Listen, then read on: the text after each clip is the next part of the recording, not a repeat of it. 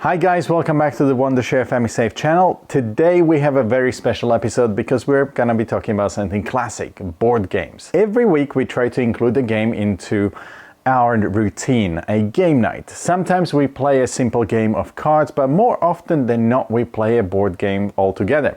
Having a game night is actually a great way to get your kids off their screens and do something together as a family unit. If you set up FamiSafe on their phone, then you can put on a screen time limit to block out a few hours so that your kids can't access their phones during this time, and you can lead by example by putting your own phone away too. Switching off from the world and just being together playing is one of the best childhood memories that you can actually give to your kids. Each year my kids ask Santa for a new board game for Christmas. Santa has helped us amass quite a lot of games to play over the years. Some classics and some modern ones. I will say though that I'm looking forward to getting some new ones this year just to keep things fresh.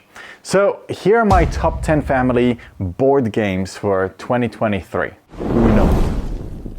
Our go-to game at any time and any place has to be Uno.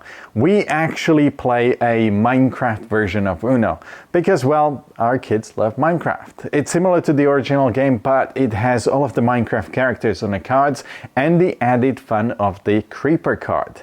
Uno is a lot of fun. It's quick to play, which means that anytime you have spare 10 minutes, like while you're waiting for a coffee or a cake or whatever, a cafe, you can play Uno. And Uno now comes in so many different versions that you shouldn't really have trouble finding one that your kids like. There's a Harry Potter Uno, Frozen Uno, and even Super Mario Uno. There are over 500 different types of Uno that have been developed and brought to the market over the years. That said, Uno is addictive and fun, and it's easy enough so that even young kids as young as 5 or 6 can easily get it and get sucked into play. Jumanji. After watching the Jumanji films, my kids were really into playing this game. It's a very well-made board game with some really cool features like the raging rhinos, the 8-sided dice, and especially the decoder, which the kids love using just to see the secret messages on the danger cards. If you can, get the deluxe version of the game, because then it comes in this really cool looking box with a dome-shaped decoder and actual figurines. Even though I really like this game, I really wish that we had actually bought the deluxe version because it just looks so great. That said, it's still a good game regardless of the version that you have. You race around the board trying to get to the center, all while having to solve these different riddles and trying to beat the dice. Monopoly.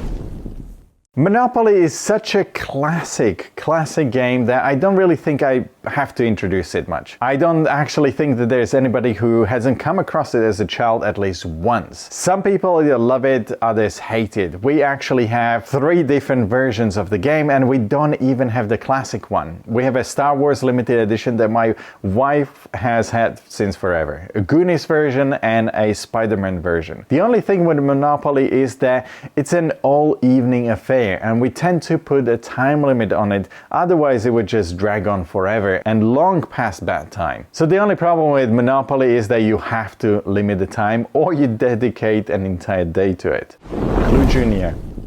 The classic whodunit game, but a kid-friendly version, is next on my list. This board game has been around for so long that I even played it as a kid.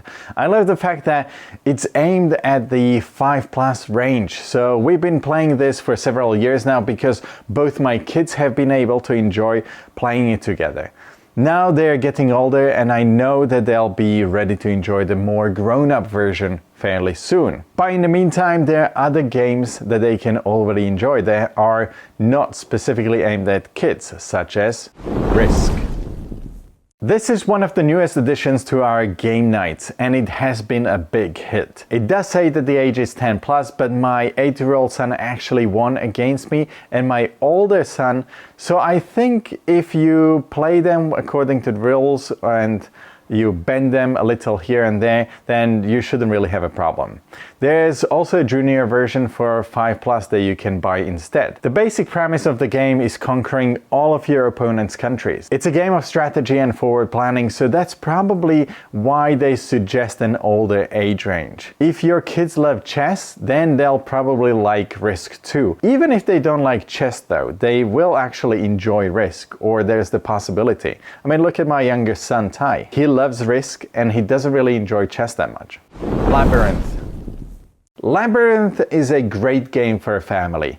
It's also fairly easy for younger kids to grasp. It's a puzzle-solving game where you have to take turns sliding a tile into its place on the labyrinth board. The aim of the game is to collect all of the treasures that are randomly dotted around the board, following ever-changing path. We've been playing this for a number of years now, and it's robust enough to last for years, unlike some other games.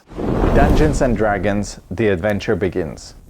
The original Dungeons & Dragons role-playing game has always seemed like an incredibly complex and very time-consuming game, even more so than Monopoly. We like games that take a maximum of 2 hours. Plus, it never seemed so family-friendly and was more for teens and adults. This is why when this version was brought out in 2020, I immediately ran out and got it for our kids. Admittedly, it was a little old for my 6-year-old to fully grasp, but it was still fun. But now that he's 8, he's starting to get it, although he doesn't really like being the dungeon master and having to do all of the storytelling.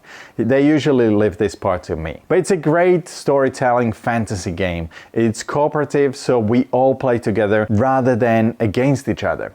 As an introduction to fantasy role-playing games, it's a great game, but if your kids have already played the original, then they will find this one lacking. Volcano. Volcano is one of my wife's favorite games to play with kids.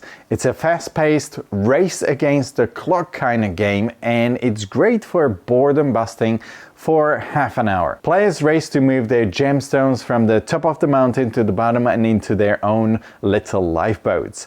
It takes probably less than 5 minutes per game, so they tend to keep a score of how many games each player has won and do it best out of 10. As fun, hands-on and very fast-paced game, this ticks all of the boxes for us. Minecraft Builders and Biomes.